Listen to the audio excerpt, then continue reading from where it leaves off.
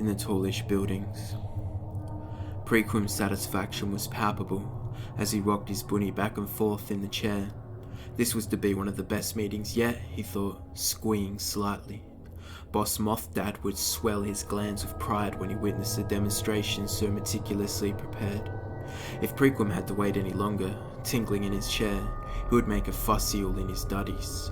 So, to avoid embarrassment, he slipped from the room and skidded through one of the small vents in the wall to harass his mole-slip Stengel to a pulp. He crept back into the room, all present, none the wiser to his guilts. Currently, there was a presentation in progress.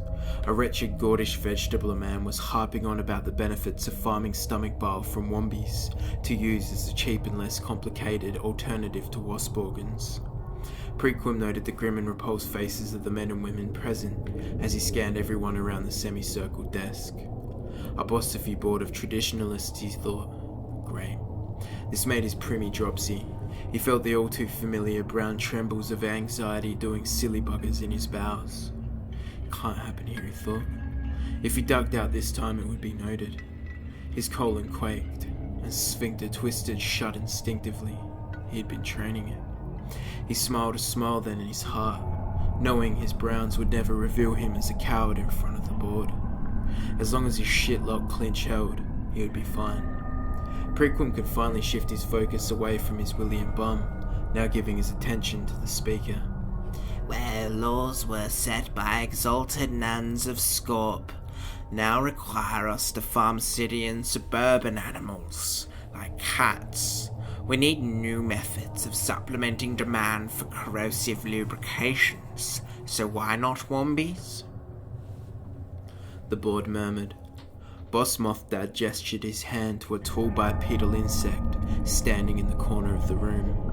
Wet, opaque skin reflecting shimmers from the fluorescent lights as a move of the spider's gave from point to point until it reached the vegetable man, never breaking its focus from him with its tiny black shrimp-like eyes, excitedly clacking the mandibles on its otherwise smooth and featureless face.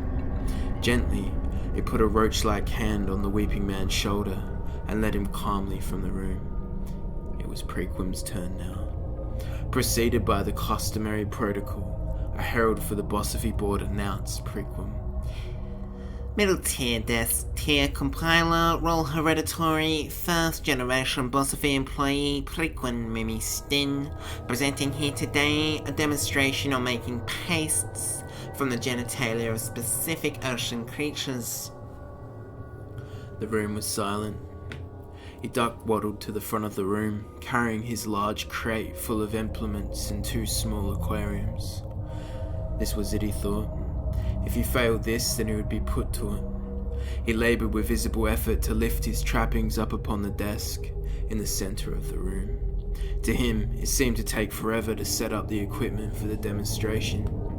After preparing his instruments, which took some time as his hands were wet with fear, he began to lift out his aquariums.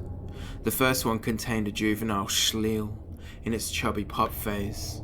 The second aquarium contained several adult penile phylum, all sliding and writhing amongst themselves in the murky brown waters. Prequim stood up straight and awkwardly scanned the room, holding eye contact individually at random for longer than necessary. He coughed. I am Prequim. A sudden sharp pen-like stream of brown terror breached a small chink in his clinch, but just a small sharp rondel, naught else. He had the mastery. Slamming shut the toilet portal, Prequim mustered his courage and proceeded. Is my Prequim of look, there is lots of ways to make pastes. There are lots of types of paste. Some I know about. I've just seen the inside of the office since I was born.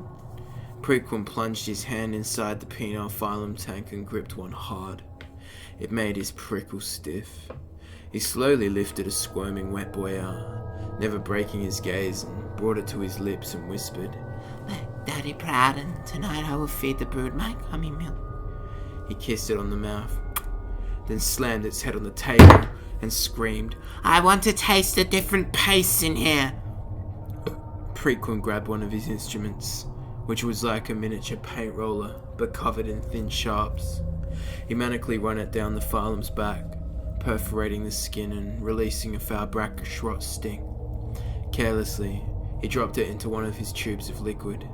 He then reached for the Schleel pup, the terrified creature scrambling fruitlessly at the sides of its tank.